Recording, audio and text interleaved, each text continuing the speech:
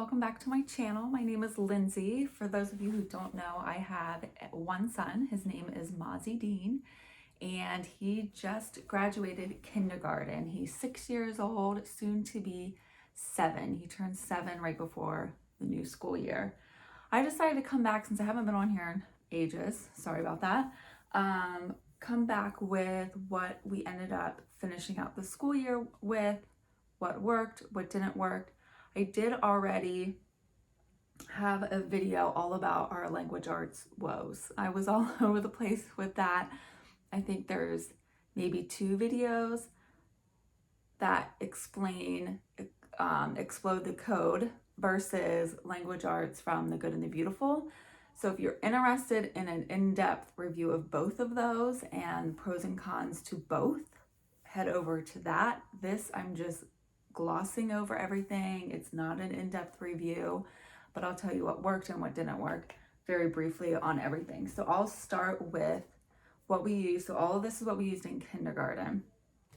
We did end up sticking with Explode the Code 1, and I ended up getting 1.5.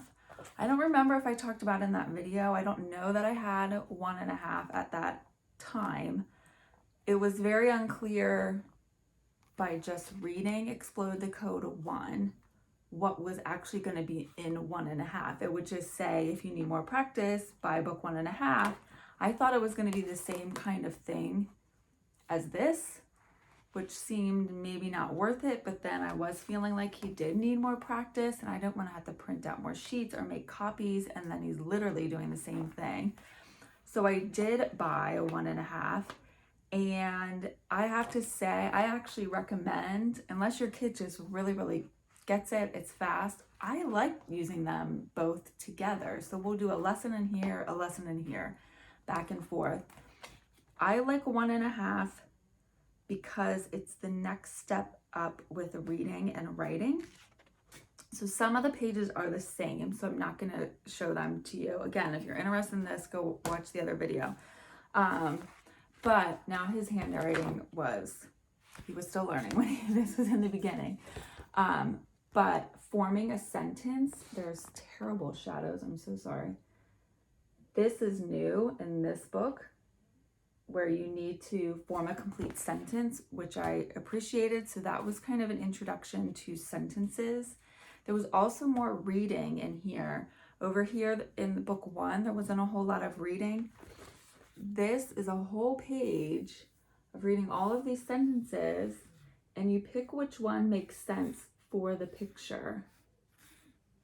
So I felt like even though you might think 1 to 1.5 could be really redundant, this has different things in it that instill new principles and learning sentence structure, more reading practice, which he needs, and I really appreciated.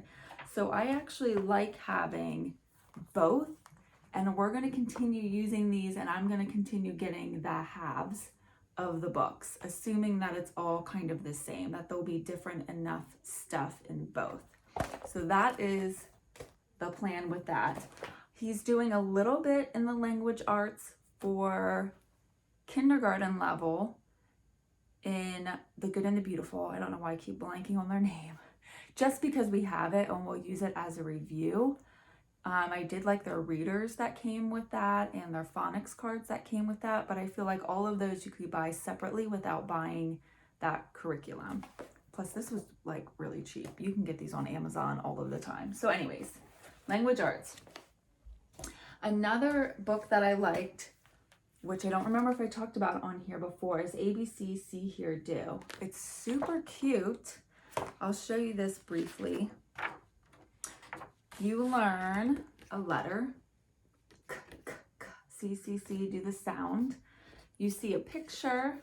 It's helping them to learn the sound in all different ways so it can reach all learning styles.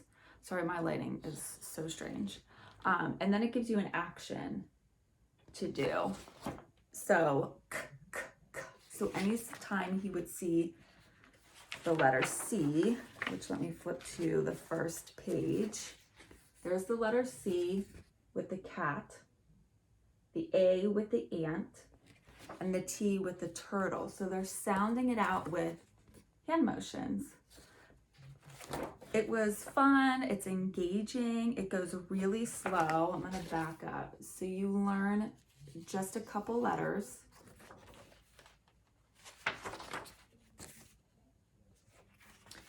And then it says, hey, guess what? It's time to read. Say the sound and make the motion for each letter. So you just learn what you need to start reading right away, which I think really encourages kids. Like, hey, we only learned a couple letters, but we can actually read now. So then you learn a couple more. So we went through this. He can now read all of it, and there's more words as you go through it. So the pages end up being this long, front and the back. But then in the very back of the book, there's a whole bunch of words that they can also read. And they're just CVC words. And then a review of all of the letters. So this for very basic, very beginner, preschool, kindergarten, I think is cute. It's engaging, it's fun. It just seems like a gentle approach to introducing letter sounds. So this is something that I highly recommend, not just for kindergarten, but maybe pre-kindergarten as well. So sticking with that theme, we did handwriting from The Good and the Beautiful. I really like this. It's just handwriting, so it's not anything super spectacular. But there were always little activities on each page, so you didn't get bored with it. And then by the end, I'm trying not to show it, the kids write out their full name, their address. I don't know, there's enough writing in first grade with other things that I'm not sure that we're going to specifically do handwriting again. We'll see, we'll kind of feel that out as we go. Math, we did Math K from The Good and the Beautiful, which includes 2 books. You also get a whole box of manipulatives to go with it. It's a whole big kit. I think that's the only way to buy it. I don't think that I purchased the kit when you could do just PDF or whatever. I'm pretty sure it's a whole kit curriculum that you're buying. You just open and go type of a thing. We loved it. I'll try to just flip through. Not that you can tell a whole lot by me doing this. I liked it because there's lots of activities that you can do. You don't have to do all of them. So you have like a worksheet that you can do in here, and then every day is a bonus activity to do. And those were usually hands-on. So if your kids are hands-on learners, you use the manipulatives a lot. Those are obviously hands-on. So I enjoyed this because he's not just sitting there filling out a sheet. He's doing something with his hands, and it's more engaging that way. They also include artists in here, and they do poems and look at paintings, have lots of little word stories or like word problems. Oh my goodness, you know what I mean. So anyways, this we liked. We actually, I'm not sure what schedule they wanted us to follow, but we did this for 4 days a week, I believe. And we finished really early. We were done in April, the very beginning of April, I think. So I ended up buying the book 1, what do they call it? Math 1 from The Good and the Beautiful, which would follow this. And we started that already at the tail end of kindergarten. So we rolled right into the next one. So I really like this. If you wanted a full review of this or the Math 1 from The Good and the Beautiful, let me know and I can definitely do that. It just seems like a lot included in this to add this into this video. We would be here for ages. The next thing is Bible. We were a little bit all over the place. We started out with theology, which I had high hopes for. It just was it was just over his head. There's just no other way to say it. It was over his head. He didn't seem interested enough in it for me to keep going and plow through it. It is short. Each it's not lessons per se, but each little segment is very short. So it wasn't a length thing where you feel like you're sitting there boring your child. It just was too much. So, but he did end up showing interest later, and my husband ended up reading some of this to him at bedtime because my son just picked it up and decided that he did want to read it. So they ended up getting further than we did in school because we abandoned this. We may try this again in first grade. I haven't decided yet. So since we only did probably a month or less of this, I switched back and did the Jesus Storybook Bible, which I highly recommend. This is the second year that we completed this book. We love it. You can, if you want, buy a curriculum kit. It's geared toward churches, so I'm not sure if you would get a ton of copies of things, or they're assuming that the churches are making copies. I have no idea how that works, but there's DVDs that go with this, which could be cool if you're using it. So I really, really, really like this. The stories and the illustrations and the way they tie the whole, it's the whole story. I would say that they tie the Bible together as one continuous story in a way that really is engaging and makes sense. Not just, here's a story of Joseph, here's a story of David, here's a story of Noah, and they just seem like individual stories that don't really make sense as a whole. This has it make sense as a whole, which I really liked. Even for myself, I just felt like it was really, really well done. Again, my terrible page throws, it's like a joke, but the illustrations are great in here. So anyways, highly recommend this. We are not going to use this again. I may use it the following year, but I feel like because we did it 2 years in a row straight through, I do need to find something else. So, but I do like this. We're hanging on to it. So we finished that very early as well. I don't know what was going on, but we were finishing things up in March and April. So what I ended up doing, instead of buying another Bible curriculum, I had no idea what I wanted to switch to. I heard good reviews about Indescribable, 100 Devotions About God and Science. Got this on Amazon, I believe. Very quick devotions. This would be one day, very quick and easy. And it's really interesting, sometimes weird, sometimes gross science facts. And it ties in obviously a Bible verse or a biblical principle, but it's fun and interesting because it's definitely based around fun science facts, stinky flowers,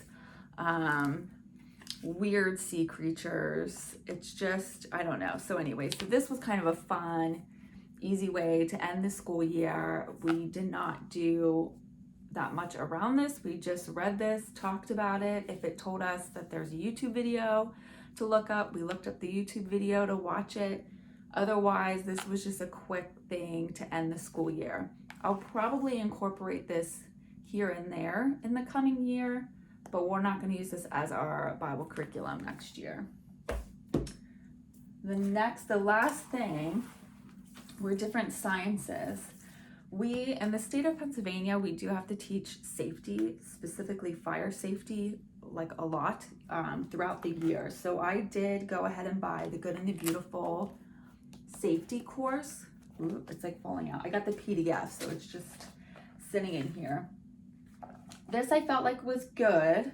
I think I bought this separately. I said no, a kid-to-kid guide to keeping private parts private. So we did talk about this. We talked about, stranger danger, safety in the house, peer pressure. I did like this. We're going to do this again next year just because we have to teach safety every single year. We have to go over fire safety multiple times throughout the year. So this is something, if you're like me, you live in Pennsylvania, I think New York, Connecticut, we're all the same way. You have to teach safety. This was really cheap and it gets it done basically. So that was that for science. I also got Arthropods from the Good and the Beautiful.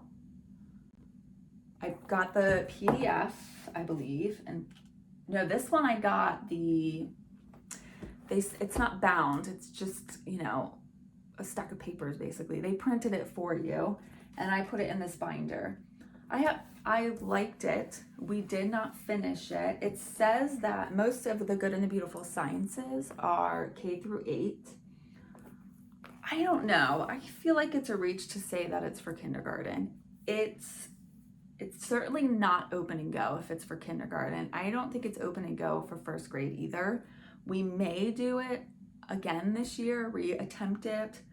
I don't really know. I just felt like it was so much work for me to not dumb down the concepts, but make it so that he could understand it and really get something out of it. So we started it, but we did not finish it. I could tell it just like wasn't landing. It wasn't interesting him enough. I would have been better off just going to the library and finding really interesting things about bugs and butterflies and bees and doing something on our own that was just a bit more engaging. So I don't think this is bad. I'm not bashing this at all. For us, I felt like the claim that it's for kindergarten the whole way through 8th grade, I just don't think that it is, at least not for me. I was not prepared for how much extra work was going to go into making it work. I would rather just do the unit study from scratch and not try to mess around with using what's in here and trying to fit our needs to it, if that makes any sense. So that was an overview of our kindergarten year. Another thing I wanted to add in is we obviously did a ton of reading. There's no history. We did some art, music. He had ice skating lessons, which he loves. So there were other things that were not, I was just trying to show like main curriculum stuff, if that makes sense. So my goal was 20 read alouds, which we did. And read alouds for us mean like bigger chapter books, not just, Berenstain Bears. So we read 20 chapter books. Obviously, I read them to him. And then since he's now reading, praise be to Jesus, I found these again at the Good and the Beautiful. And I really like these. They're so cute. If you, like me, got a little bit tired of the Bob books, I recommend these. We have both box A and B. I don't know where B is at the moment. I think it's out in our family room. But they're really cute. They're similar style to the Bob books, just really small little books. But the pictures are really cute. Let me see. And it tends to tell a little bit more of a story than Bob books do. So I'll page through one. And he really liked the pictures in here, which helped because I would say that he's a reluctant reader. I can get him to read, but he's certainly not asking me to sit down and read unless it's me reading to him. So I wanted to find some books that were just a little bit cuter, maybe more engaging. And these definitely did the trick. So we sit and we read these every day. I pick out 3 and he has to read 3. So, and the words, I felt like he had mastered whatever the first set of Bob books were, he mastered those. So I would say these are probably the next slight, like half step up from that, if you're trying to gauge level. So yeah, that was our kindergarten year. It went great. It had a bizarre ending, I'm sure, as everyone else. It didn't quite end the way that we thought that it would, but we made the best of it. We plowed through, we finished strong. We had a cute little graduation party for him here and it was adorable. Oh my gosh, I ordered, because I'm a weird, nerdy homeschool mom, I ordered a red cap and gown for him so that we could get pictures. And it was so cute. Oh my gosh. I can't believe that I have a first grader. How did this happen? It goes so fast, moms. It goes so fast. If you're in a season where it is dragging on and you're like, I don't know what I'm supposed to do. This is crazy. This can't go fast enough. The kids are driving me nuts. It goes fast. In the whole scheme of things, it flies by, honestly. I wish I could slow down time. But we had a great kindergarten year. I'm so excited for first grade. I do have things that I'm gonna adjust and change. I might do a video on that. I may just sneak it into another video. I ordered all of our first grade curriculum. I'm waiting on one shipment at this point. So once I get that in, we'll go over all of our first grade choices. But let me know below, what grades are your kiddos in? What choices did you guys make? I'm also curious if you guys use the good and the beautiful. They've had like their little controversies, which I kind of think is ridiculous, honestly. But anyways, what are you guys excited about? How has your year been? What's going on with you? It's been so long since I was on here. So I think that's it. I'm gonna wrap it up.